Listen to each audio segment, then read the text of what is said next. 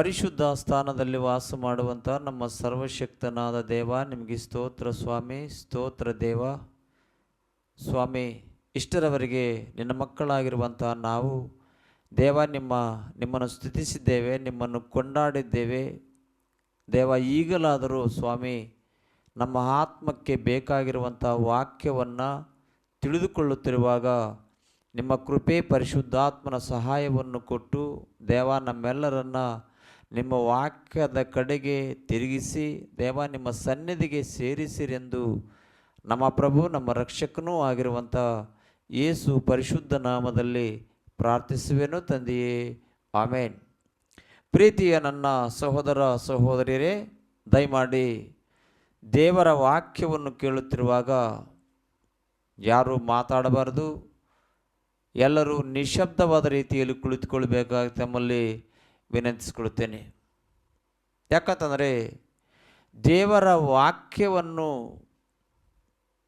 ಪರಿಶೋಧನೆ ಮಾಡುವಂಥ ಸಮಯದಲ್ಲಿ, ದೇವರ ವಾಕ್ಯವನ್ನು ಒಂದು ವೇಳೆ ನಾವು ತಿಳಿದುಕೊಳ್ಳುವಂಥ ಸಮಯದಲ್ಲಿ, ಒಂದು ವೇಳೆ ಯಾರಾದರೂ ಮಾತಾಡಿದ್ರು ಅಂದ್ಕೊಳ್ರಿ, ದೇವರ ವಾಕ್ಯವು ನಮಗೆ ಸ್ಪಷ್ಟವಾಗಿ ಅರ್ಥವಾಗುವುದಕ್ಕೆ ಸಾಧ್ಯವಾಗದು. ಅದಕ್ಕೋಸ್ಕರ ಪ್ರಿಯರೇ, ಇವತ್ತು ನಾವು ಕೇಳುವಂಥ ಪಾಠವು ನಮ್ಮ ಪ್ರಭು ನಮ್ಮ ರಕ್ಷಕನೂ ಆಗಿರುವಂಥ ಯೇಸು ಸ್ವಾಮಿಯವರು ಸಾಯಂಕಾಲ 3 ಗಂಟೆಗೆ ತನ್ನ ಪ್ರಾಣವನ್ನು ಕೊಟ್ಟ ಪರಮಾರ್ಥವೇನು ಅನ್ನುವಂಥ ವಿಷಯವನ್ನು ನಾವು ಸ್ಪಷ್ಟವಾಗಿ ಆಲೋಚನೆ ಮಾಡುವಂಥ ಸಮಯವನ್ನು, ಪರಿಶೋಧನೆ ಮಾಡುವಂಥ ಸಮಯವನ್ನು ದೇವರಿಂದ ನಾವು ತಂದುಕೊಂಡಿದ್ದೀವಿ. ಆದ್ದರಿಂದ ದಯಮಾಡಿ ದೇವರು ಕೊಟ್ಟಂಥ ಸಮಯವನ್ನು ಯಾರೂ ವ್ಯರ್ಥ ಮಾಡಿಕೊಳ್ಬಾರ್ದು. ದೇವರು ಕೊಟ್ಟಂಥ ಸಮಯವನ್ನು ಯಾರೂ ಕಳೆದುಕೊಳ್ಳಬಾರ್ದು. ಎಲ್ಲರೂ ಈ ಒಂದು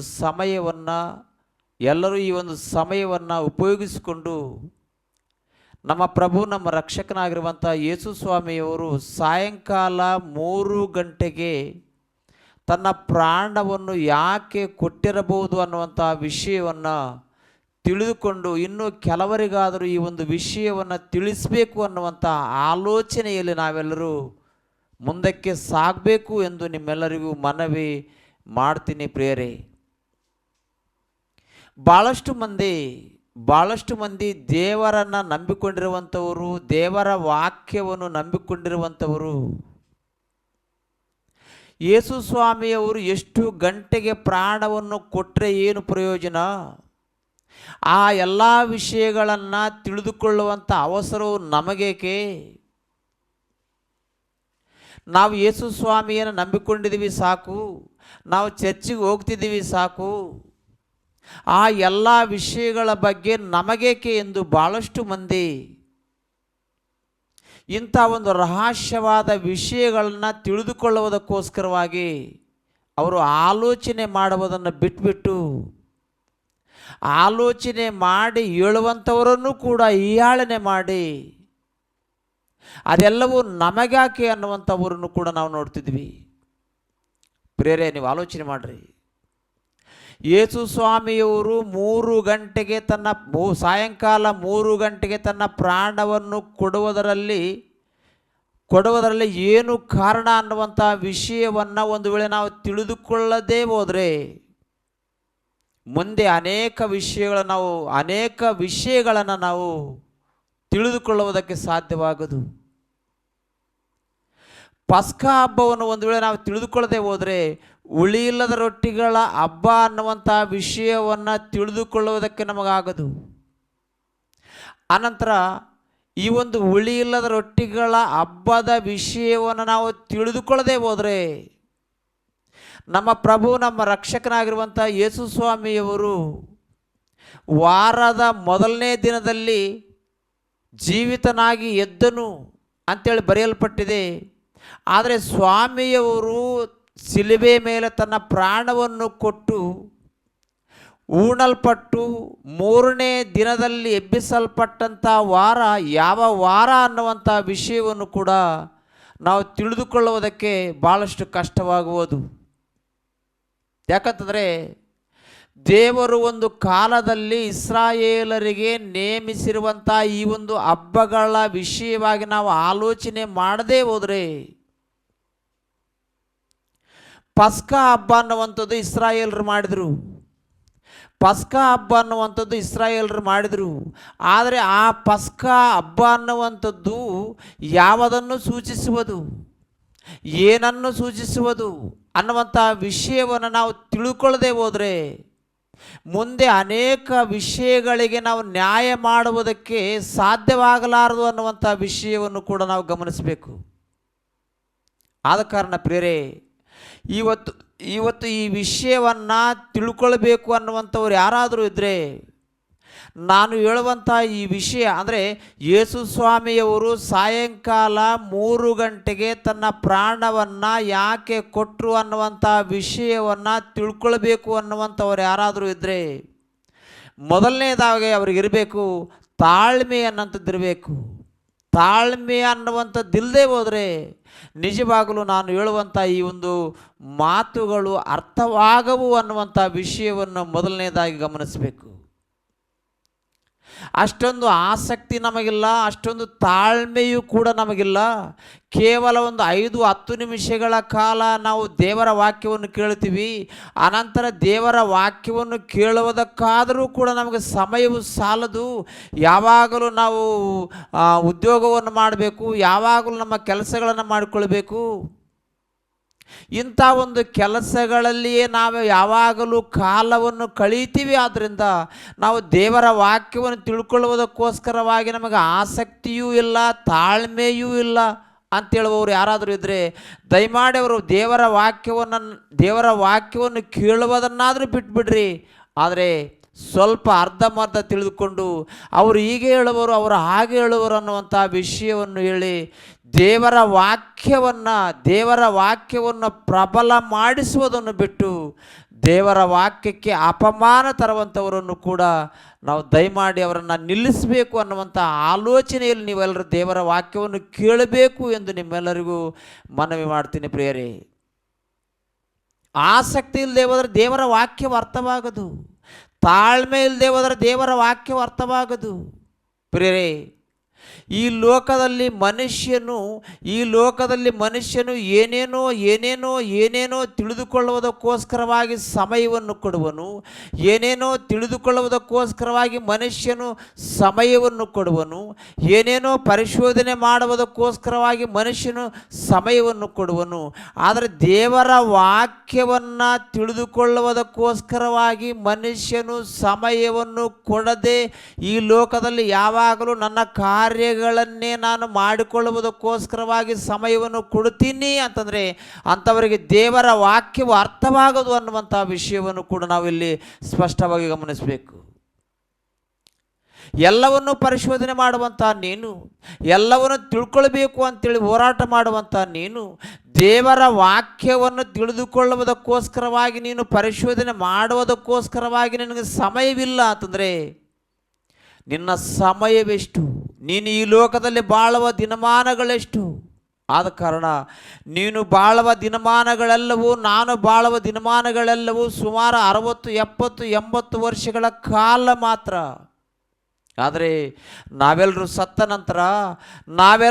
ನಂತರ ದೇವರ ಮನಸ್ಸೇನು, ದೇವರ ಆಲೋಚನೆ ಏನು, ದೇವರ ಸಂಕಲ್ಪವೇನು ಅನ್ನುವಂಥ ವಿಷಯವನ್ನು ನಮ್ಮ ಮುಂದೆ ದೇವರು ಕೊಟ್ಟರೂ ಕೂಡ, ಆ ಒಂದು ಅವಕಾಶವನ್ನು ಕೊಟ್ಟರೂ ಕೂಡ, ಆ ಒಂದು ಸಮಯವನ್ನು ಕೊಟ್ಟರೂ ಕೂಡ ಆತನ ಸಂಕಲ್ಪವೇನು ಅನ್ನುವಂಥ ವಿಷಯವನ್ನು ದೇವರು ಕೊಟ್ಟಂಥ ಬೈಬಲ್ನಲ್ಲಿ ನಾವು ಆಲೋಚನೆ ಮಾಡದೆ ಸತ್ಯವೇ ಅಂದ್ಕೊಳ್ರಿ.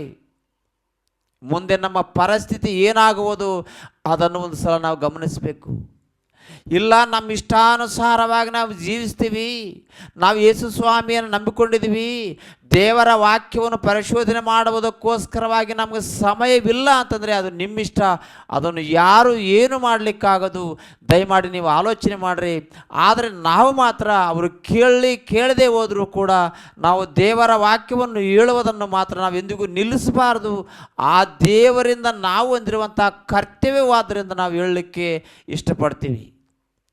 ಪ್ರಿಯರೇ, ಯೇಸು ಸ್ವಾಮಿಯವರು ಸಾಯಂಕಾಲ 3 ಗಂಟೆಗೆ ತನ್ನ ಪ್ರಾಣವನ್ನು ಕೊಟ್ಟಿರುವುದರಲ್ಲಿ ಪರಮಾರ್ಥವೇನು ಅನ್ನುವಂಥ ವಿಷಯವನ್ನು ತಿಳ್ಕೊಳ್ಬೇಕು ಅಂತಂದರೆ ಇಸ್ರಾಯೇಲರ ಬಗ್ಗೆ ನಾವು ಆಲೋಚನೆ ಮಾಡಬೇಕು. ಇಸ್ರಾಯೇಲರು ಅನ್ನುವಂಥವರು ಒಂದು ಕಾಲದಲ್ಲಿ ಫರೋ ರಾಜನಿಗೆ ದಾಸರಾಗಿದ್ದರು. ಯಾರಿಗೆ ದಾಸರಾಗಿದ್ರಪ್ಪ? ಫರೋ ರಾಜನಿಗೆ ದಾಸರಾಗಿದ್ದರು. ಇಸ್ರಾಯೇಲರಾಗಿರುವಂಥವರು ಒಂದು ಕಾಲದಲ್ಲಿ ಫರೋ ರಾಜನಿಗೆ ದಾಸರಾಗಿದ್ದರು. ಫರೋ ರಾಜನಿಗೆ ದಾಸರಾಗಿರುವಂಥ ಇಸ್ರಾಯೇಲರನ್ನು ದೇವರು ಭಕ್ತನಾಗಿರುವಂಥ ಮೋಶೆಯವರ ಮೂಲಕವಾಗಿ ಅವರನ್ನು ಬಿಡಿಸಬೇಕು ಎಂದು ಆಲೋಚನೆ ಮಾಡಿದ. ವಿಪರೀತವಾದ ಬಾಧೆಗಳಿಂದಲೂ ವಿಪರೀತವಾದ ಕಷ್ಟಗಳಿಂದಲೂ ಬಳಲುವಂಥ ಇಸ್ರಾಯೇಲರನ್ನು, ಕಷ್ಟಪಡುವಂಥ ಇಸ್ರಾಯೇಲರನ್ನು ದೇವರು ಮೋಶೆಯವರ ಮೂಲಕವಾಗಿ ಬಿಡುಗಡೆ ಮಾಡಬೇಕು ಎಂದು, ಇಸ್ರಾಯೇಲರನ್ನು ಬಿಡುಗಡೆ ಮಾಡಬೇಕು ಎಂದು ಮೋಶೆಯವರನ್ನು ನೇಮಿಸಿ ಫರೋ ರಾಜನ ಮುಂದೆ ನಿಲ್ಲಿಸಿದ. ಇದು ಭಾಳಷ್ಟು ಮಂದಿಗೆ ಗೊತ್ತಿರುವಂಥ ವಿಷಯ. ಆಲೋಚನೆ ಮಾಡಿರಿ. ಆದರೆ ಫರೋ ರಾಜನ ವಿಷಯವಾಗಿ ಯಾಕೆ ಹೇಳ್ತೀನಿ? ಯೇಸು ಸ್ವಾಮಿಯವರು ತನ್ನ ಪ್ರಾಣವನ್ನು ಸಾಯಂಕಾಲ 3 ಗಂಟೆಗೆ ಯಾಕೆ ಕೊಟ್ಟರು ಅನ್ನುವಂಥ ವಿಷಯವನ್ನು ಹೇಳ್ತೀನಿ ಅಂಥೇಳಿ ಇಸ್ರಾಯೇಲರ ಬಗ್ಗೆ ಹೇಳುವುದೇನು ಅನ್ನುವಂಥ ಆಲೋಚನೆಯಲ್ಲಿ ನೀವಿರ್ಬೋದು. ಆದ ಕಾರಣ ತಾಳ್ಮೆ ಇರಬೇಕು. ಅದಕ್ಕೋಸ್ಕರವಾಗಿ ತಾಳ್ಮೆ ಇರಬೇಕು. ಈ ವಿಷಯವನ್ನು ನಾನು ಯಾಕೆ ಹೇಳ್ತೀನಿ ಅಂತಂದರೆ, ಈ ಒಂದು ವಾಕ್ಯವನ್ನು ಪೂರ್ತಿ ಮುಗಿಯುವ ತನಕ ಈ ಒಂದು ವಾಕ್ಯವನ್ನು ಕೇಳಿದಾಗ ಯೇಸು ಸ್ವಾಮಿಯವರು ಸಾಯಂಕಾಲ ತನ್ನ ಪ್ರಾಣವನ್ನು ಕೊಟ್ಟಿರುವುದರಲ್ಲಿ ಪರಮಾರ್ಥವೇನು ನಮಗೆ ಅರ್ಥವಾಗುವುದು. ಆದ್ದರಿಂದ ದಯಮಾಡಿ ಅಲ್ಲಿಯೇ ತನಕ ತಾಳ್ಮೆಯಿಂದ ಕೇಳಬೇಕು ಅಂತೇಳಿ ನಿಮ್ಮೆಲ್ಲರಿಗೂ ಮತ್ತೊಂದು ಸಲ ಮನವಿ ಮಾಡ್ತೀನಿ ಪ್ರಿಯರೇ. ಇಸ್ರಾಯೇಲರಾಗಿರುವಂಥವರು ಫರೋ ರಾಜನ ಕೆಳಗೆ ದಾಸರಾಗಿರುವಂಥ ಇಸ್ರಾಯೇಲರನ್ನು ದೇವರು ಮೋಶೆಯವರ ಮೂಲಕವಾಗಿ ಬಿಡಿಸಬೇಕು ಎಂದು ನಾನಾ ವಿಧವಾದ ಸೂಚಕ ಕಾರ್ಯಗಳನ್ನು ಮಾಡಿದರು, ನಾನಾ ವಿಧವಾದ ಅದ್ಭುತ ಕಾರ್ಯಗಳನ್ನು ಮಾಡಿದರು. ಆಲೋಚನೆ ಮಾಡಿರಿ. ಆಗಿನ ಕಾಲದಲ್ಲಿ ಇಸ್ರಾಯೇಲರಾಗಿರುವಂಥವರನ್ನು ಐಗುಪ್ತ ದೇಶದಿಂದ ಫರೋ ರಾಜನ ಕೈ ಕೆಳಗಿಂದ ಬಿಡಿಸಬೇಕು ಅಂತೇಳಿ ದೇವರು ಎಷ್ಟೋ ಪ್ರಯತ್ನ ಮಾಡಿದರು. ಆದರೂ ಕೂಡ ದೇವರೇ ಫರೋ ರಾಜನ ಹೃದಯವನ್ನು ಕಠಿಣಪಡಿಸಿರುವುದರಿಂದ ಆತನು ಇಸ್ರಾಯೇಲರನ್ನು ಬಿಡುಗಡೆ ಮಾಡದೆ ಹೋದನು. ಅದು ಎಲ್ಲರಿಗೂ ಗೊತ್ತಿರುವಂಥ ವಿಷಯ. ಆದರೆ ಕೆಲವು ದಿನಗಳಾದ ನಂತರ ದೇವರು ಮೋಶೆಯವರಿಗೆ ಒಂದು ವಿಷಯವನ್ನು ಕೊಟ್ಟ. ಮೋಶೆಯವರೇ, ಇವತ್ತು ಖಂಡಿತವಾಗಿ ನೀವು ಐಗುಪ್ತ ದೇಶವನ್ನು ಬಿಡ್ತೀರಿ. ಫರೋ ರಾಜನು ಈ ಒಂದು ರಾತ್ರಿ ವೇಳೆಯಲ್ಲೇ ನಿಮ್ಮನ್ನು ಬಿಡುಗಡೆ ಮಾಡುವನು ಎಂದು ದೇವರು ಮೋಶೆಯವರಿಗೆ ಆಜ್ಞಾಪಿಸಿದ. ಆಲೋಚನೆ ಮಾಡಿರಿ. ಈ ರಾತ್ರಿ ಇಸ್ರಾಯೇಲರಾಗಿರುವಂಥ ನೀವು, ಐಗುಪ್ತ ದೇಶದಲ್ಲಿ ದಾಸರಾಗಿರುವಂಥ ನೀವು, ಫರೋ ರಾಜನಿಗೆ ದಾಸರಾಗಿರುವಂಥ ನೀವು ಬಿಡುಗಡೆ ಹೊಂದುತ್ತೀರಿ. ಆ ಬಿಡುಗಡೆ ಹೊಂದುವುದಕ್ಕಿಂತ ಮೊದಲು ನೀವು ಒಂದು ವಿಷಯವನ್ನು ಆಲೋಚನೆ ಮಾಡಬೇಕು ಅಂತೇಳಿ ಭಕ್ತನಾಗಿರುವಂಥ ಮೋಶೆಯವರಿಗೆ ದೇವರು ಮಾತಾಡಿದ ಆ ಮಾತು ಏನು ಅಂತಂದರೆ, ಪ್ರಿಯರೇ, ವಿಮೋಚನ ಕಾಂಡದಲ್ಲಿ ನಾವು ನೋಡ್ಬೋದು. ವಿಮೋಚನ ಕಾಂಡ 12ನೇ ಅಧ್ಯಾಯ 1ನೇ ವಚನದಲ್ಲಿ ದೇವರು ಮೋಶೆಯವರಿಗೆ ಏನು ಹೇಳಿದರಂತಂದರೆ, ಈ ಐಗುಪ್ತ ದೇಶದಲ್ಲಿರುವಂಥ ಎಲ್ಲ ಚೊಚ್ಚಲ ಮಕ್ಕಳು ಸಾಯುವರು. ಯಾರು ಸಾಯುವರಪ್ಪ? ಈ ಐಗುಪ್ತ ದೇಶದಲ್ಲಿರುವಂಥ ಎಲ್ಲ ಚೊಚ್ಚಲ ಮಕ್ಕಳು ಸಾಯುವರು. ಫರೋ ರಾಜನ ಚೊಚ್ಚಲ ಮಗನ ಮೊದಲುಗೊಂಡು ಐಗುಪ್ತ ದೇಶದಲ್ಲಿರುವಂಥ ಎಲ್ಲ ಚೊಚ್ಚಲ ಮಕ್ಕಳು ಸಾಯುವರು. ಅವರ ಕುರಿಗಳು, ಅವರ ಆಕಳುಗಳು, ಅವರ ಎತ್ತುಗಳು, ಇನ್ನಿತರ ಅನೇಕ ಜೀವ ಜಂತುಗಳು, ಚೊಚ್ಚಲವಾದ ಎಲ್ಲ ಪಶುಗಳು ಸಾಯುವವು. ಆದ್ದರಿಂದ ಫರೋ ರಾಜನ ಮಗನ ಮೊದಲುಗೊಂಡು ಆ ದೇಶದಲ್ಲಿ ಎಷ್ಟು ಮಂದಿ ಚೊಚ್ಚಲ ಮಕ್ಕಳು ಇರುವರು ಅವರೆಲ್ಲರೂ ಸಾಯುವರು. ಆದ್ದರಿಂದ ಇಸ್ರಾಯೇಲರಾಗಿರುವಂಥ ನಿಮ್ಮ ಚೊಚ್ಚಲ ಮಕ್ಕಳು, ನಿಮ್ಮ ಚೊಚ್ಚಲ ಕುರಿಗಳು, ನಿಮ್ಮ ಚೊಚ್ಚಲ ಆಕಳುಗಳು ಸಾಯದೆ ಬದುಕಬೇಕು ಅಂತಂದರೆ ನೀವೊಂದು ಕಾರ್ಯವನ್ನು ಮಾಡಬೇಕು ಎಂದು ಭಕ್ತನಾಗಿರುವಂಥ ಮೋಶೆಯವರ ಮೂಲಕ ದೇವರು ಮಾತಾಡಿದ. ಈ ಐಗುಪ್ತ ದೇಶದಲ್ಲಿರುವಂಥ ಎಲ್ಲ ಚೊಚ್ಚಲ ಮಕ್ಕಳು ಸಾಯುವರು, ಚೊಚ್ಚಲ ಕುರಿಗಳು ಸಾಯುವವು, ಚೊಚ್ಚಲ ಎತ್ತುಗಳು ಸಾಯುವವು. ಆದರೆ ಇಸ್ರಾಯೇಲರಾಗಿರುವಂಥ ನೀವು, ನಿಮ್ಮ ಮಕ್ಕಳು ಸಾಯದೇ ಬದುಕಬೇಕು ಅಂತಂದರೆ ನೀವೊಂದು ಕಾರ್ಯವನ್ನು ಮಾಡಬೇಕು. ಆ ಕಾರ್ಯವನ್ನು ನಾನು ಹೇಳ್ತೀನಿ ಕೇಳು ಅಂತೇಳಿ ಮೋಶೆಯವರು ಮಾತನಾಡಿರುವಂಥ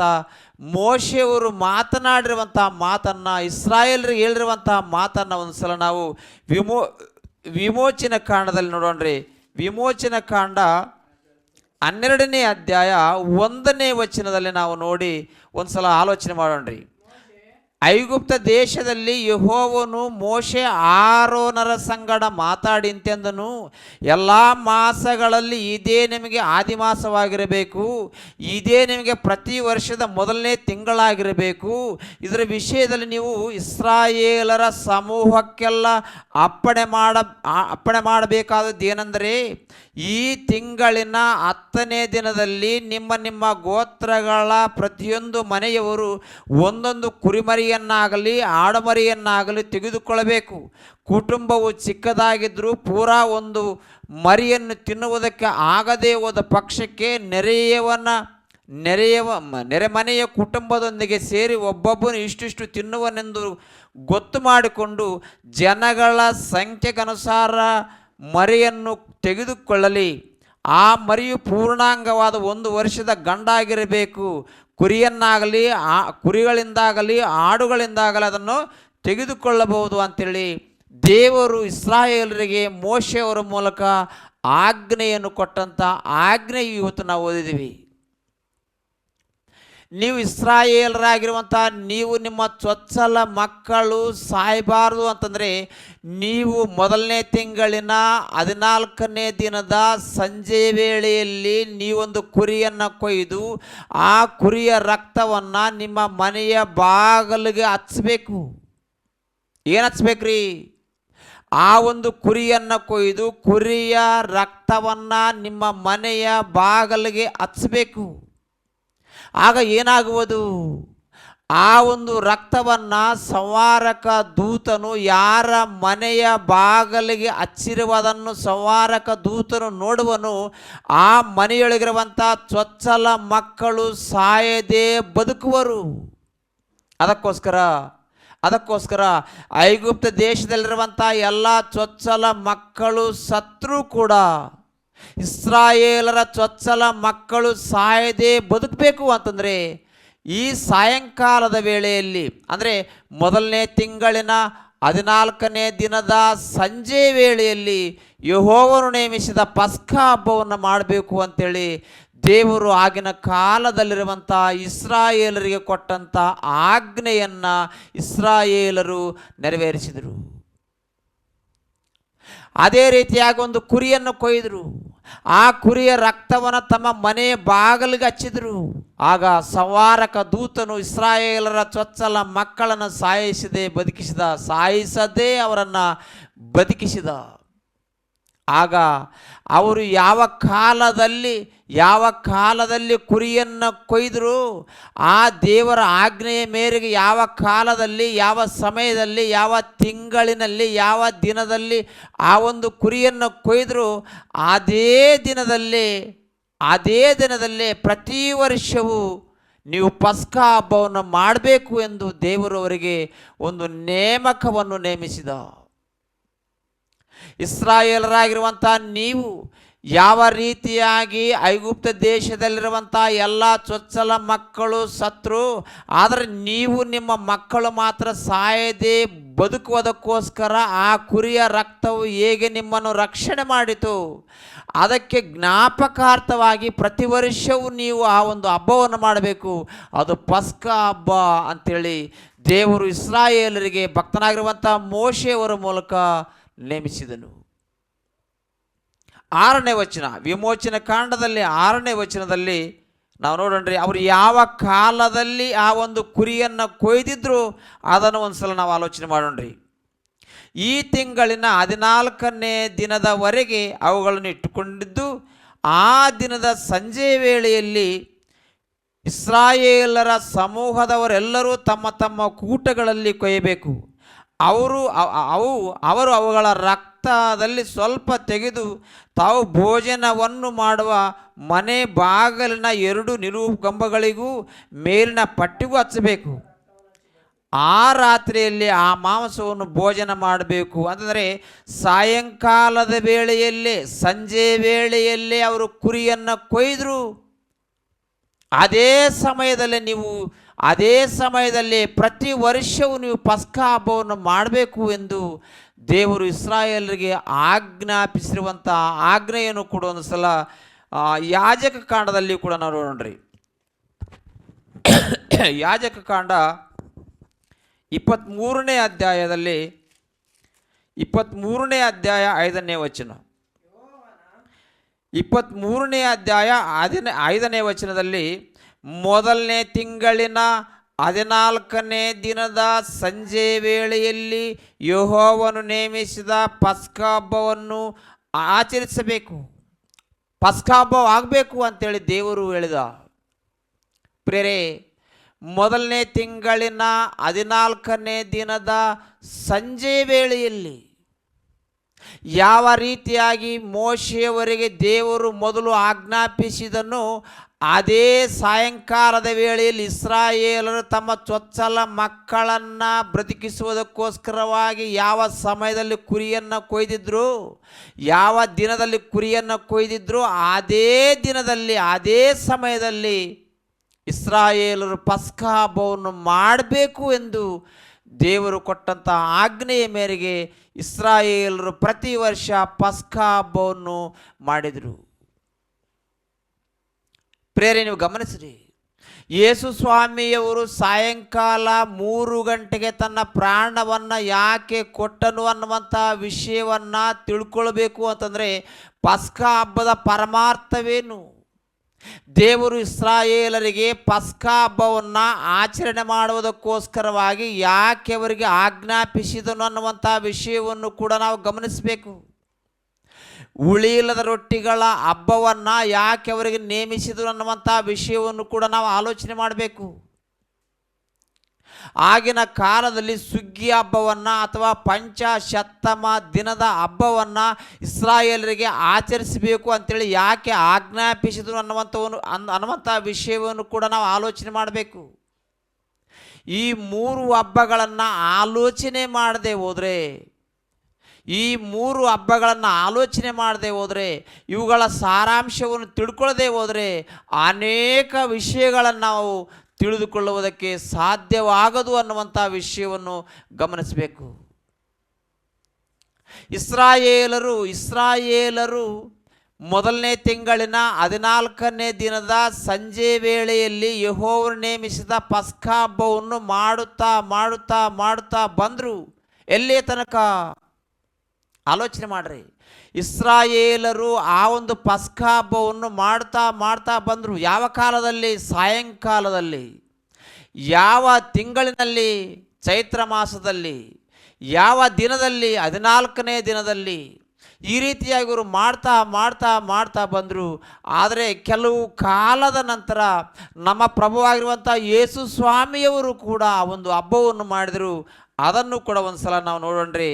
ಮತ್ತಾಯನವರ ಸುವಾರ್ತೆ 26ನೇ ಅಧ್ಯಾಯದಲ್ಲಿ, ಮತ್ತಾಯನವರ ಸುವಾರ್ತೆ 26ನೇ ಅಧ್ಯಾಯ 17, 20ನೇ ವಚನದಲ್ಲಿ ನಾವು ನೋಡೋಣ್ರಿ. ಉಳಿಯಿಲ್ಲದ ರೊಟ್ಟಿಯ ಹಬ್ಬದ ಮೊದಲನೇ ದಿವಸದಲ್ಲಿ ಶಿಷ್ಯರು ಯೇಸುವಿನ ಬಳಿಗೆ ಬಂದು, ಪಸ್ಕದ ಊಟ ಮಾಡುವುದಕ್ಕೆ ನಾವು ನಿನಗೆ ಎಲ್ಲಿ ಸಿದ್ಧ ಮಾಡಬೇಕೆನ್ನುತ್ತಿ ಎಂದು ಕೇಳಲು, ಆತನು, ನೀವು ಪಟ್ಟಣದೊಳಕ್ಕೆ ಇಂಥವನ ಮನೆಗೆ ಹೋಗಿ ಅವನಿಗೆ, ನನ್ನ ಕಾಲ ಸಮೀಪವಾಯಿತು, ನಿನ್ನ ಮನೆಯಲ್ಲಿ ನನ್ನ ಶಿಷ್ಯರ ಸಂಗಡ ಪಸ್ಕ ಮಾಡುತ್ತೇನೆಂದು ಬೋಧಕನು ಹೇಳುತ್ತಾನೆ ಎಂಬುದಾಗಿ ಹೇಳಿರಿ ಅಂದನು. ಶಿಷ್ಯರು ಯೇಸು ತಮಗೆ ಅಪ್ಪಣೆ ಕೊಟ್ಟಂತೆ ಮಾಡಿ ಪಸ್ಕಕ್ಕೆ ಸವರಿಸಿದರು. ಸಂಜೆಯಾದಾಗ ಯೇಸು ಸ್ವಾಮಿಯವರು ಕೂಡ ಯಾವ ಕಾಲದಲ್ಲಿ ಆ ಒಂದು ಹಬ್ಬವನ್ನು ಮಾಡಿದರು, ಪಸ್ಕ ಹಬ್ಬವನ್ನು ಯೇಸು ಸ್ವಾಮಿಯವರು ಯಾವ ಕಾಲದಲ್ಲಿ ಆಚರಿಸಿದರು ಅಂತಂದರೆ ಸಂಜೆಯಲ್ಲಿ. ಒಂದು ಕಾಲದಲ್ಲಿ ಇಸ್ರಾಯೇಲರು ಐಗುಪ್ತ ದೇಶದೊಳಗೆ ಬಿಡುಗಡೆಯಾಗುವ ಸಮಯದಲ್ಲಿ ಒಂದು ಕುರಿಯನ್ನು ಯಾವ ಕಾಲದಲ್ಲಿ ಕೊಯ್ದರು ಅಂದರೆ ಸಂಜೆ ವೇಳೆಯಲ್ಲಿ. ವಿಮೋಚನಾ ಕಾಂಡ 12ನೇ ಅಧ್ಯಾಯ 6ನೇ ವಚನದಲ್ಲಿ ಸಂಜೆ ವೇಳೆಯಲ್ಲೇ ಅವರು ಒಂದು ಕುರಿಯನ್ನು ಕೊಯ್ದರು. ಆದರೆ ಅದೇ ರೀತಿಯಾಗಿ ಇಸ್ರಾಯೇಲರು ಕೂಡ ಪ್ರತಿ ವರ್ಷ ಸಂಜೆ ವೇಳೆಯಲ್ಲೇ ಒಂದು ಕುರಿಯನ್ನು ಕೊಯ್ದು ಪಸ್ಕ ಹಬ್ಬವನ್ನು ಆಚರಿಸಿದರು. ಪ್ರೇರೆ, ಕಾಲಾಂತರದಲ್ಲಿ ನಮ್ಮ ಪ್ರಭುವಾಗಿರುವಂಥ ಯೇಸು ಸ್ವಾಮಿಯವರು ಕೂಡ ಧರ್ಮಶಾಸ್ತ್ರದಲ್ಲಿ ಹೇಳಿರುವಂಥ ಮಾತುಗಳನ್ನು ಆತನು ನೆರವೇರಿಸಬೇಕು. ಆದ್ದರಿಂದ ಆ ಸ್ವಾಮಿಯವರು ಕೂಡ ಸಂಜೆ ವೇಳೆಯಲ್ಲಿ ಪಸ್ಕ ಹಬ್ಬವನ್ನು ಆಚರಿಸಿದಂತೆ ನಾವು ಮತ್ತಾಯನವರ ಸುವಾರ್ತೆಯಲ್ಲಿ ನೋಡಿದ್ವಿ. ಆಲೋಚನೆ ಮಾಡ್ರಿ. ಆದರೆ ಯೇಸು ಸ್ವಾಮಿಯವರು ಸಂಜೆ ವೇಳೆಯಲ್ಲಿ ಆ ಒಂದು ಪಸ್ಕ ಹಬ್ಬವನ್ನು ಯಾಕೆ ನೆರವೇರಿಸಿದರು, ಯಾಕೆ ಆಚರಿಸಿದರು ಅಂತಂದರೆ, ವಿಮೋಚನಾ ಕಾಂಡದಲ್ಲಿ ಇಸ್ರಾಯೇಲರಿಗೆ ಯಾವ ಕಾಲದಲ್ಲಿ ನೇಮಕವಾಗಿದೆಯೋ ಆ ನೇಮಕವಾದ ಕಾಲವನ್ನೇ ನೇಮಕವಾದ ಕಾಲದಲ್ಲಿ ಯೇಸು ಸ್ವಾಮಿಯವರು ನೆರವೇರಿಸಿದರು ಅನ್ನುವಂಥ ವಿಷಯವನ್ನು ಗಮನಿಸಬೇಕು. ಒಂದು ವೇಳೆ ಆ ಕಾಲಕ್ಕೆ ಸರಿಯಾಗಿ, ಆ ದಿನಕ್ಕೆ ಸರಿಯಾಗಿ, ಆ ತಿಂಗಳಿಗೆ ಸರಿಯಾಗಿ ಯೇಸು ಸ್ವಾಮಿಯವರು ಈ ಒಂದು ಹಬ್ಬವನ್ನು ನೆರವೇರಿಸದೇ ಹೋಗಿದ್ರೆ ಧರ್ಮಶಾಸ್ತ್ರದಲ್ಲಿರುವಂಥ ಸಾರಾಂಶವು ನೆರವೇರುವುದಕ್ಕೆ ಸಾಧ್ಯವಾಗುತ್ತಿರಲಿಲ್ಲ ಅನ್ನುವಂಥದ್ದನ್ನು ಕೂಡ ನಾವು ಗಮನಿಸಬೇಕು. ಅದಕ್ಕೋಸ್ಕರ ಅದೇ ಮತ್ತಾಯನ ಕೊರಿಂಥಿಯವರಿಗೆ ಬರೆದ 1ನೇ ಪತ್ರಿಕೆಯಲ್ಲಿಯೂ ಕೂಡ ಒಂದು ಮಾತನ್ನು ನಾವು ಆಲೋಚನೆ ಮಾಡೋಣ್ರಿ. ಭಕ್ತನಾಗಿರುವಂಥ ಪೌಲನು ಕೊರಿಂಥಿಯವರಿಗೆ ಬರೆದ 1ನೇ ಪತ್ರಿಕೆ 5ನೇ ಅಧ್ಯಾಯ 7ನೇ ವಚನವನ್ನು ನೋಡಿ ನಾವು ತಿಳ್ಕೊಂಡ್ರೆ, 7ನೇ ವಚನ.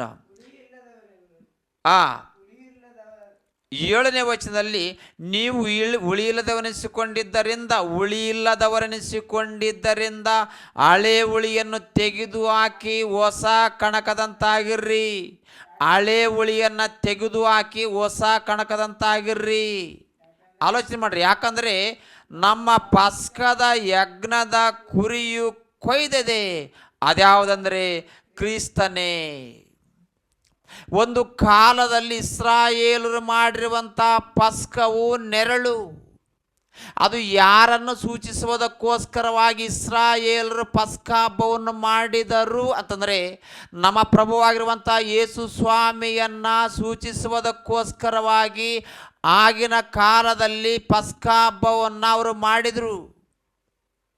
ರಹಸ್ಯವಾಗಿ ಅದರ ಅರ್ಥವೇನಂತಂದರೆ, ಪಸ್ಕ ಹಬ್ಬವನ್ನು ದೇವರು ಪ್ರತಿ ವರ್ಷವೂ ಮಾಡಬೇಕು ಅಂತೇಳಿ ಇಸ್ರಾಯೇಲರಿಗೆ ಯಾಕೆ ಆಚರಿಸಬೇಕೆಂದು ಆಜ್ಞಾಪಿಸಿದನು ಅಂತಂದರೆ, ನಮ್ಮ ಪ್ರಭುವಾಗಿರುವಂಥ ಯೇಸು ಸ್ವಾಮಿಯನ್ನು ಆ ಪಸ್ಕ ಹಬ್ಬವು ತೋರಿಸಿಕೊಡುವುದಕ್ಕೋಸ್ಕರವಾಗಿ ಆ ಹಬ್ಬಗಳನ್ನು ಇಸ್ರಾಯೇಲರಿಗೆ ನೇಮಿಸಿದನು ಅನ್ನುವಂಥ ವಿಷಯವನ್ನು ಗಮನಿಸಬೇಕು.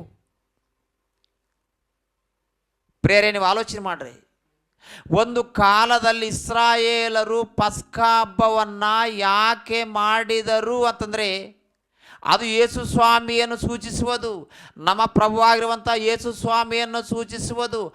ಆತನೇ ನಮ್ಮೆಲ್ಲರನ್ನ ಪಾಪಗಳಿಂದಲೂ ಅನ್ಯಾಯದಿಂದಲೂ ಮೋಸದಿಂದಲೂ ಬಿಡಿಸುವುದಕ್ಕೋಸ್ಕರವಾಗಿ ತಾನೇ ಪಸ್ಕದ ಯಜ್ಞವಾಗಿ ಸಮರ್ಪಿಸಿಕೊಂಡ. ಇಸ್ರಾಯೇಲರಿಗೆ ನೇಮಿಸಿರುವಂಥ ಪಸ್ಕದ ಹಬ್ಬ ಯಾರನ್ನು ಸೂಚಿಸುವುದು ಅಂತಂದರೆ, ನಮ್ಮ ಪ್ರಭುವಾಗಿರುವಂಥ ಯೇಸು ಸ್ವಾಮಿಯನ್ನು ಸೂಚಿಸುವುದು. ಒಂದು ಕಾಲದಲ್ಲಿ ಕುರಿ ಯಜ್ಞವಾದರೆ ಕ್ರಿಸ್ತ ಶಕ 1ನೇ ಶತಮಾನದಲ್ಲಿ ನಮ್ಮ ಪ್ರಭುವಾಗಿರುವಂಥ ಯೇಸು ಸ್ವಾಮಿಯವರೇ ನಮ್ಮ ಪ್ರಭುವಾಗಿರುವಂಥ ಯೇಸು ಸ್ವಾಮಿಯವರೇ ಯಜ್ಞವಾಗಿ ಸಮರ್ಪಿಸಿದರು. ಆತನ ರಕ್ತದ ಮೂಲಕವಾಗಿ ಭೂಲೋಕದಲ್ಲಿರುವಂಥ ಎಲ್ಲ ಮನುಷ್ಯರ ಪಾಪಗಳಿಂದ ಬಿಡುಗಡೆ ಹೊಂದುವುದಕ್ಕೆ ಸಾಧ್ಯವಾಗುವುದು. ಪ್ರಿಯರೇ, ಈಗಿನ ಕಾಲದಲ್ಲಿರುವಂಥ ಹಬ್ಬಗಳನ್ನು ಈಗಿನ ಪಸ್ಕ ಹಬ್ಬವು ಯಾರನ್ನು ಸೂಚಿಸುವುದು ಅಂತಂದರೆ, ಒಂದು ಕಾಲದಲ್ಲಿರುವಂಥ ಪಸ್ಕ ಹಬ್ಬಗಳು ಯಾರನ್ನು ಸೂಚಿಸುವು ಅಂತಂದರೆ ನಮ್ಮ ಪ್ರಭುವಾಗಿರುವಂಥ ಯೇಸು ಸ್ವಾಮಿಯನ್ನು ಸೂಚಿಸುವುದು ಅನ್ನುವಂಥ ವಿಷಯವನ್ನು ತಿಳಿದುಕೊಳ್ಳುವುದಕ್ಕೋಸ್ಕರ ಒಂದು ವಾಕ್ಯವನ್ನು ನೋಡೋಣ್ರಿ. ಗಲಾತ್ಯಯವರಿಗೆ ಬರೆದ ಪತ್ರಿಕೆಯಲ್ಲಿ 3ನೇ ಅಧ್ಯಾಯ, ಗಲಾತ್ಯಯವರಿಗೆ ಬರೆದ ಪತ್ರಿಕೆ 3ನೇ ಅಧ್ಯಾಯ 24ನೇ ವಚನದಲ್ಲಿ ಹೀಗಿರಲಾಗಿ ಧರ್ಮಶಾಸ್ತ್ರವು ನಮ್ಮನ್ನು ಕಾಯುವ ಆಳಿನಂತಾಗಿದೆ. ನಾವು ನಂಬಿಕೆಯಿಂದ ನೀತಿವಂತರೆಂಬ ನಿರ್ಣಯವನ್ನು ಹೊಂದುವುದಕ್ಕಾಗಿ ಕ್ರಿಸ್ತನಲ್ಲಿಗೆ ಸೇರುವ ತನಕ ಅದು ನಮ್ಮನ್ನು ಕಾಯುತ್ತದೆ. ಧರ್ಮಶಾಸ್ತ್ರದಲ್ಲಿರುವಂಥ ಪಸ್ಕ ಹಬ್ಬಗಳು ಎಲ್ಲಿಯ ತನಕ? ಧರ್ಮಶಾಸ್ತ್ರದಲ್ಲಿ ಹೇಳಿರುವಂಥ ಹಬ್ಬಗಳು ಎಲ್ಲಿಯ ತನಕ ಅಂತಂದರೆ, ಧರ್ಮಶಾಸ್ತ್ರವು ಯೇಸು ಕ್ರಿಸ್ತನು ಬರುವ ತನಕ ಧರ್ಮಶಾಸ್ತ್ರವು ನಮ್ಮನ್ನು ಕಾಯುತ್ತದೆ. ಆದರೆ ಕ್ರಿಸ್ತ ನಂಬಿಕೆಯು ಬಂದಿರಲಾಗಿ 25ನೇ ವಚನ, ಆದರೆ ಕ್ರಿಸ್ತ ನಂಬಿಕೆಯು ಬಂದಿರಲಾಗಿ ನಾವಿನ್ನು ಕಾಯುವವನ ಕೆಳಗಿರುವವರಲ್ಲ, ನೀವೆಲ್ಲರೂ ಕ್ರಿಸ್ತೇಸುವಿನಲ್ಲಿಟ್ಟಿರುವ ನಂಬಿಕೆಯ ಮೂಲಕ ದೇವಪುತ್ರರಾಗಿದ್ದೀರಿ. ಆಲೋಚನೆ ಮಾಡ್ರಿ. ಅಂದರೆ ಆ ಒಂದು ಕಾಲದಲ್ಲಿ ಧರ್ಮಶಾಸ್ತ್ರದಲ್ಲಿರುವಂಥ ಹಬ್ಬಗಳು ಎಲ್ಲಿಯ ತನಕ ನಡಿಬೇಕು ಅಂತಂದರೆ, ನಮ್ಮ ಪ್ರಭುವಾಗಿರುವಂಥ ಯೇಸು ಸ್ವಾಮಿಯವರು ಬಂದು ಯಜ್ಞವಾಗುವ ತನಕ ಧರ್ಮಶಾಸ್ತ್ರದಲ್ಲಿರುವಂಥ ಪಸ್ಕ ಹಬ್ಬಗಳು ನಡಿಬೇಕು. ಆದರೆ ಯೇಸು ಸ್ವಾಮಿಯವರೇ ಪಸ್ಕದ ಯಜ್ಞವಾಗಿ ಸಮರ್ಪಿಸಿಕೊಂಡ ನಂತರ ಇನ್ನು ಪಸ್ಕ ಹಬ್ಬಗಳೇನಾದವು? ನಿಂತು ಹೋದವು. ನಿಜವಾದ ರಕ್ಷಕನು ಪಸ್ಕದ ಯಜ್ಞವಾಗಿ ಸಮರ್ಪಿಸಿಕೊಂಡನು. ಆದ್ದರಿಂದ ಇಂದಿನ ಹಬ್ಬಗಳೇನಾದವು? ನಿಂತು ಹೋದವು. ಅದಕ್ಕೋಸ್ಕರವಾಗಿ ಮತ್ತಾಯನವರ ಸುವಾರ್ತೆಯಲ್ಲಿ ಮತ್ತೊಂದು ಮಾತು, ಮತ್ತಾಯನವರ ಸುವಾರ್ತೆ 5ನೇ ಅಧ್ಯಾಯದಲ್ಲಿ ಮತ್ತಾಯನವರ ಸುವಾರ್ತೆ 5ನೇ ಅಧ್ಯಾಯ 17ನೇ ವಚನ ಓದನ್ರಿ. 17ನೇ ವಚನವನ್ನು ಓದಿಕೊಂಡ್ರಿ.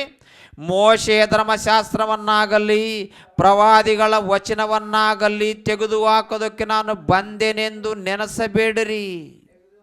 ಪ್ರಿಯರೇ, ನೀವು ಗಮನಿಸ್ರಿ, ಇಲ್ಲಿ ದೇವರು ಮಾತನಾಡುವಂಥ ಮಾತನ್ನು ನಾವು ಗಮನಿಸಿದರೆ, ಮೋಶೆಯ ಧರ್ಮಶಾಸ್ತ್ರವನ್ನಾಗಲಿ ಪ್ರವಾದಿಗಳ ವಚನವನ್ನಾಗಲಿ ತೆಗೆದು ಹಾಕುವುದಕ್ಕೆ ನಾನು ಬಂದೆನೆಂದು ನೆನೆಸಬೇಡ್ರಿ. ತೆಗೆದು ಹಾಕುವುದಕ್ಕೆ ಬಂದಿಲ್ಲ, ನೆರವೇರಿಸುವುದಕ್ಕೆ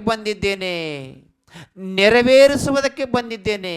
ನಾವೊಂದು ವೇಳೆ ಸ್ವಾಮಿಯವರನ್ನು ಕೇಳೋಣ್ರಿ, ಅಯ್ಯ ಸ್ವಾಮಿಯವರೇ, ನೀವು ಯಾವ ಧರ್ಮಶಾಸ್ತ್ರದಲ್ಲಿರುವಂಥ ಮಾತುಗಳನ್ನು ನೆರವೇರಿಸಿದ್ದೀರಿ ಸ್ವಾಮಿ ಅಂತೇಳಿ ನಾವು ಕೇಳಿದರೆ, ನಮ್ಮ ಪ್ರಭುವಾಗಿರುವಂಥ ಸ್ವಾಮಿಯವರನ್ನವರು ಮಕ್ಕಳಿರ. ಒಂದು ಕಾಲದಲ್ಲಿ ಇಸ್ರಾಯೇಲರಿಗೆ ದೇವರು ನೇಮಿಸಿರುವಂಥ ಪಸ್ಕ ಹಬ್ಬವನ್ನು ಅವರು ಪ್ರತಿ ವರ್ಷವೂ ಆ ಹಬ್ಬವನ್ನು ಮಾಡ್ತಿದ್ರು. ಆದರೆ ಕಾಲಾಂತರದಲ್ಲಿ ನಮ್ಮ ಪ್ರಭುವಾಗಿರುವಂಥ ಯೇಸು ಸ್ವಾಮಿಯವರು ಭೂಲೋಕಕ್ಕೆ ಬಂದು ಆ ಪಸ್ಕಕ್ಕೆ ಬದಲಾಗಿ ನಿಜವಾದ ಪಸ್ಕ ಅಂದರೆ ಯೇಸು ಸ್ವಾಮಿಯವರೇ ಶಿಲುಬೆ ಮೇಲೆ ತನ್ನ ಪ್ರಾಣವನ್ನು ಸಮರ್ಪಿಸಿಕೊಂಡ್ರು.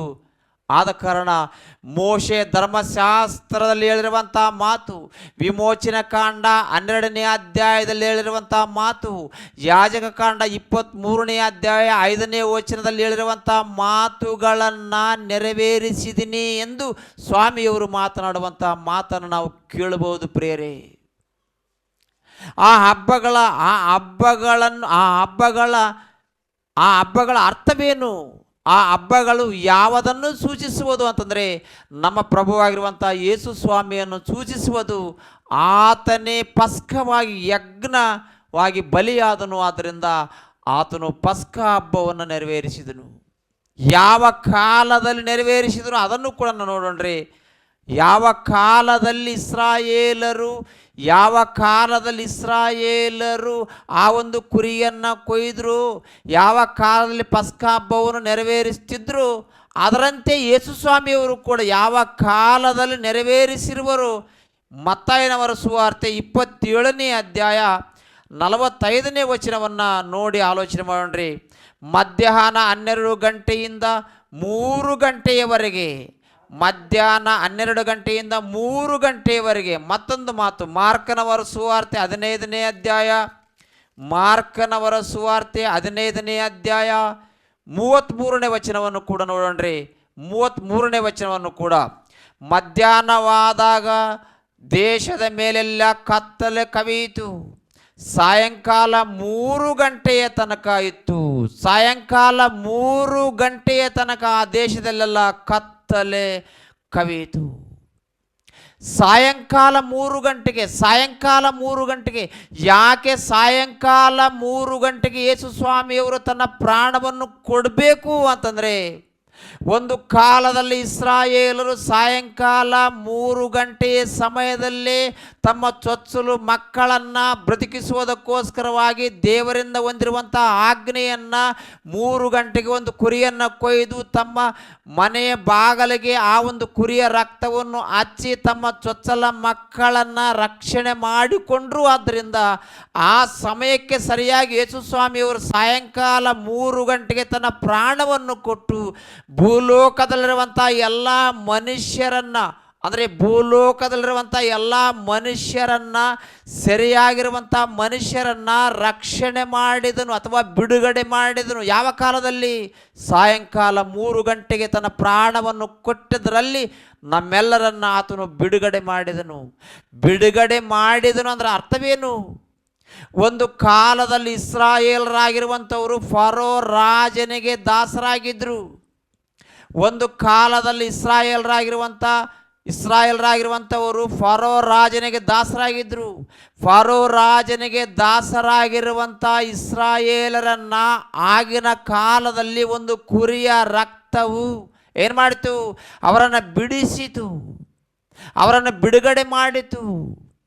ಅದರಂತೆ ಇಸ್ರಾಯೇಲರ ಚೊಚ್ಚಲ ಮಕ್ಕಳನ್ನು ಸಾಯದೆ ಬ್ರತಿಕಿಸಿತು.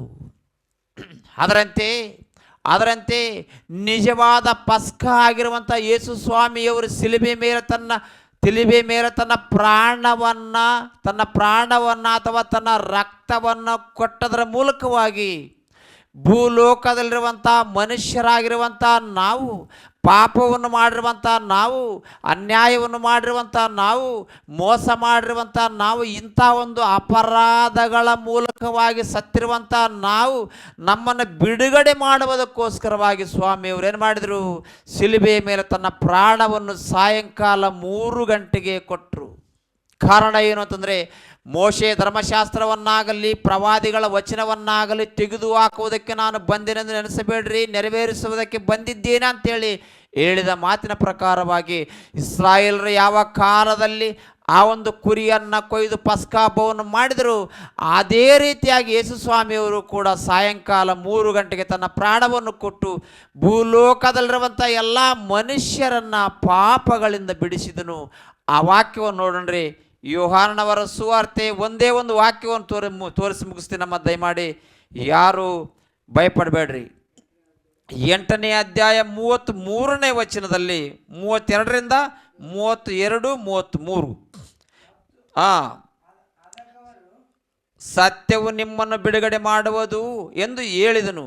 ಅದಕ್ಕವರು, ನಾವು ಅಬ್ರಾಮನ ಸಂತಾನದವರು, ಯಾರಿಗೂ ಎಂದೂ ದಾಸರಾಗಿಲ್ಲ ಅದು.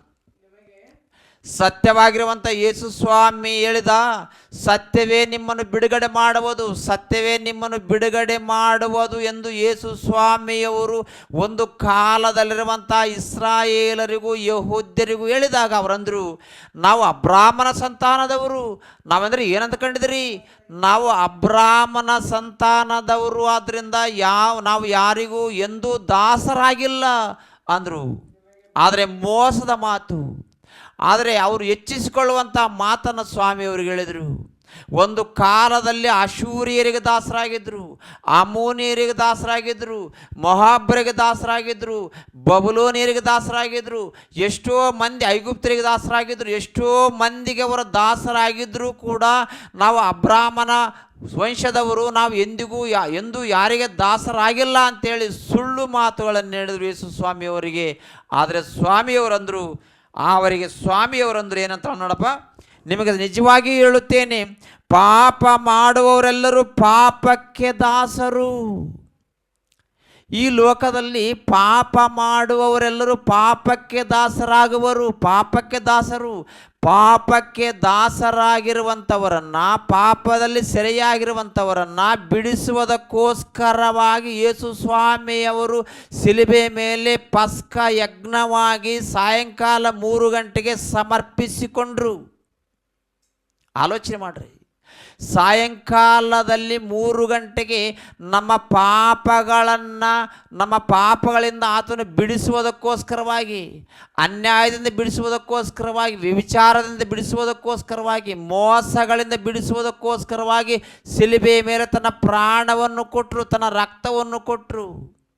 ಪ್ರಿಯರೇ, ನೀವು ಆಲೋಚನೆ ಮಾಡ್ರಿ, ಪಸ್ಕ ಹಬ್ಬದಲ್ಲಿರುವಂಥ ಪರಮಾರ್ಥವೇನು ಅಂತಂದರೆ, ಒಂದು ಕಾಲದಲ್ಲಿ ನೆರಳು ಯೇಸು ಸ್ವಾಮಿಯವರು ನೆರವೇರಿಸಿರುವಂಥದ್ದು ನಿಜ. ಒಂದು ಕಾಲದಲ್ಲಿ ನೆರಳಿನಂತೆ ಆ ಒಂದು ಹಬ್ಬವನ್ನು ಆಚರಿಸುತ್ತಾ ಬಂದರು. ಆ ಹಬ್ಬಗಳನ್ನು ಸಂಪೂರ್ಣವಾಗಿ ನೆರವೇರಿಸಿದ ಆತನು ಯೇಸು ಸ್ವಾಮಿ. ಆತನ ರಕ್ತದ ಮೂಲಕವಾಗಿ ನಮ್ಮ ಪಾಪಗಳಿಂದ ನಮಗೆ ಬಿಡುಗಡೆ ಆಯಿತು. ಅದೇ ಒಂದು ವಾಕ್ಯವನ್ನು ಓದಿ ಮುಗಿಸ್ಕೊಳ್ಳ್ರಿ. ಲೂಕನವರ ಸುವಾರ್ತೆ, ಭಕ್ತನಾಗಿರುವಂಥ ಲೂಕನವರ ಸುವಾರ್ತೆ 4ನೇ ಅಧ್ಯಾಯ, ಭಕ್ತನಾಗಿರುವಂಥ ಲೂಕನವರ ಸುವಾರ್ತೆ 4ನೇ ಅಧ್ಯಾಯ 18ನೇ ವಚನವನ್ನು ಕೂಡ ನೋಡಿ ಆಲೋಚನೆ ಮಾಡೋಣ್ರಿ.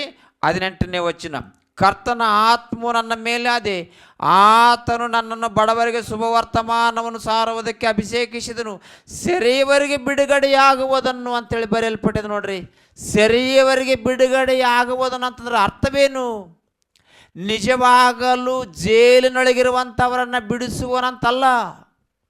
ಈ ಮಾತನ್ನು ಸ್ನಾನಿಕನಾದ ಯೋಹಾನನು ಆಲೋಚನೆ ಮಾಡಿ ತಾನು ಯೇಸು ಸ್ವಾಮಿಯವರ ಮೇಲೆ ಅನುಮಾನವನ್ನು ತಂದುಕೊಂಡ. ಯಾಕೆ ಗೊತ್ತಾ? ಸೆರೆಯವರಿಗೆ ಬಿಡುಗಡೆಯಾಗುವುದನ್ನು ಅಂತೇಳಿ ಸ್ವಾಮಿಯವರು ಮಾತನಾಡಿರುವಂಥ ಮಾತನ್ನು ಸ್ನಾನಿಕನಾದ ಯೋಹಾನನು ಆಲೋಚನೆ ಮಾಡಿದ. ನಾನು ಕೂಡ ಸೆರೆಮನೆಯೊಳಗಿದ್ದೀನಲ್ಲ. ಯೋಹಾನನು ಈ ಮಾತನ್ನು ಹೇಳುತ್ತಿರುವಾಗ ಸೆರೆಮನೆಯೊಳಗಿದ್ದ. ಹೆರೋದನು ಆ ಯೋಹಾನನ್ನ ಸೆರೆಮನೆಯೊಳಗೆ ಇರಿಸಿದಾದ್ದರಿಂದ ಸೆರೆಮನೆಯೊಳಗಿರುವಂಥ ಯೋಹಾನನು ಆಲೋಚನೆ ಮಾಡಿದ, ಒಂದು ವೇಳೆ ಯೇಸು ಸ್ವಾಮಿ ಆಗಿದ್ದರೆ ನನ್ನನ್ನು ಸೆರೆಮನೆಯೊಳಗಿಂದ ಬಿಡಿಸ್ತಿದ್ನಲ್ಲ ಅಂತೇಳಿ ಆಲೋಚನೆ ಮಾಡಿದ. ಆದರೆ ಶಿಷ್ಯರನ್ನು ಕಳುಹಿಸಿದ. ಬರಬೇಕಾದವನು ನೀನು, ನಾವು ಬೇರೊಬ್ಬನ ದಾರಿಯನ್ನು ನೋಡಬೇಕು ಅಂತೇಳಿ ತನ್ನ ಶಿಷ್ಯರನ್ನು ಸ್ವಾಮಿಯವರ ಬಳಿಗೆ ಕಳುಹಿಸಿದ. ಕಾರಣವೇನಂತಂದರೆ, ನಿಜವಾದ ಜೈಲಿನೊಳಗಿರುವಂಥ ಯೋಹಾನನನ್ನು ಬಿಡಿಸುವುದಕ್ಕೋಸ್ಕರವಾಗಿ ಸ್ವಾಮಿಯವರು ಬಂದಿರುವರು ಅಂತೇಳಿ ಆಲೋಚನೆ ಮಾಡಿದ. ಆದರೆ ಸ್ವಾಮಿಯವರು ಹೇಳಿರುವಂಥ ಮಾತೇ ಬೇರೆ. ಅದು ಸೆರೆ ಅಂತಂದರೆ ಪಾಪ ಮಾಡುವವರೆಲ್ಲರೂ ಪಾಪಕ್ಕೆ ದಾಸರು, ಅನ್ಯಾಯ ಮಾಡುವವರು ಅನ್ಯಾಯಕ್ಕೆ ದಾಸರು, ಮೋಸ ಮಾಡುವವರು ಮೋಸಕ್ಕೆ ದಾಸರು, ವ್ಯಭಿಚಾರ ಮಾಡುವವರು ವ್ಯಭಿಚಾರಕ್ಕೆ ದಾಸರು, ಕುಡುಕರು ಕುಡುಕಕ್ಕೆ ದಾಸರು. ಈ ರೀತಿಯಾಗಿ ಅನೇಕ ರೀತಿಯಲ್ಲಿ ದಾಸರಾಗಿರುವಂಥವರನ್ನು ಬಿಡಿಸುವುದಕ್ಕೋಸ್ಕರವಾಗಿ ಸ್ವಾಮಿಯವರು ಪ್ರತ್ಯಕ್ಷನಾದನು. ಆದ ಕಾರಣ ಸಾಯಂಕಾಲ 3 ಗಂಟೆಗೆ ಆತನು ತನ್ನ ಪ್ರಾಣವನ್ನು ಕೊಡುವುದರಲ್ಲಿ ಪರಮಾರ್ಥವೇನು ಅಂತಂದರೆ, ಒಂದು ಕಾಲದಲ್ಲಿ ಪಸ್ಕ ಹಬ್ಬಗಳು ಯಾವುದನ್ನು ಸೂಚಿಸುವವು, ಆ ಹಬ್ಬದಲ್ಲಿರುವಂಥ ಪರಮಾರ್ಥವನ್ನು ನೆರವೇರಿಸುವುದಕ್ಕೋಸ್ಕರವಾಗಿ ಸ್ವಾಮಿಯವರು ಬಂದರು ಅನ್ನುವಂಥ ವಿಷಯವನ್ನು ಗಮನಿಸಿ ನೀವು ಆಲೋಚನೆ ಮಾಡಿ ಇನ್ನೂ ಕೆಲವರಿಗಾದರೂ ಈ ವಾಕ್ಯವನ್ನು ತಿಳಿಸಬೇಕು ಎಂದು ನಿಮ್ಮೆಲ್ಲರಿಗೂ ಮನವಿ ಮಾಡುತ್ತಾ ಈ ವಾಕ್ಯವನ್ನು ಮುಗಿಸ್ತೀನಿ. ನಮಸ್ಕಾರ. ಪ್ರಾರ್ಥನೆ ಮಾಡಿಕೊಳ್ಳ್ರಿ. ಪರಿಶುದ್ಧನಾದ ದೇವ, ನಿಮಗೆ ಸ್ತೋತ್ರ ಸ್ವಾಮಿ, ಸ್ತೋತ್ರ ಕರ್ತನೆ. ಇಷ್ಟರವರೆಗೆ ಸ್ವಾಮಿ ನನ್ನ ಮಕ್ಕಳಾಗಿರುವಂಥ ನಾವು ದೇವ, ಪಸ್ಕ ಹಬ್ಬದ ಪರಮಾರ್ಥವೇನು, ಅದರಂತೆ ನಮ್ಮ ಪ್ರಭುವಾಗಿರುವಂಥ ಯೇಸು ಸ್ವಾಮಿಯವರು ಸಾಯಂಕಾಲ 3 ಗಂಟೆಗೆ ತನ್ನ ಪ್ರಾಣವನ್ನು ಕೊಟ್ಟದರಲ್ಲಿ ಪರಮಾರ್ಥವೇನು ಅನ್ನುವಂಥ ವಿಷಯವನ್ನು ತಿಳ್ಕೊಂಡಿದ್ದೀವಿ ಸ್ವಾಮಿ. ಆತನ ರಕ್ತದ ಮೂಲಕವಾಗಿ ನಾವು ಪಾಪಗಳಿಂದ ಬಿಡುಗಡೆ ಹೊಂದಿದ್ದೀವಿ ಸ್ವಾಮಿ. ಆ ರೀತಿಯಾಗಿ ಭೂಮಿ ಮೇಲಿರುವಂಥ ಎಲ್ಲರೂ ಪಾಪಗಳಿಂದ ಬಿಡುಗಡೆ ಹೊಂದುವಂತೆ ನಿಮ್ಮ ಕೃಪೆ ಪರಿಶುದ್ಧಾತ್ಮನ ಸಹಾಯವನ್ನು ಕೊಟ್ಟು ನಮ್ಮೆಲ್ಲರ ನಿಮ್ಮ ಸನ್ನಿಧಿಗೆ ಸೇರಿಸಿರಿ ಎಂದು ನಮ್ಮ ಪ್ರಭು ನಮ್ಮ ರಕ್ಷಕನೂ ಆಗಿರುವಂಥ ಯೇಸು ಪರಿಶುದ್ಧ ನಾಮದಲ್ಲಿ ಪ್ರಾರ್ಥಿಸುವೆನು ತಂದೆಯೇ. ಆಮೇನ್.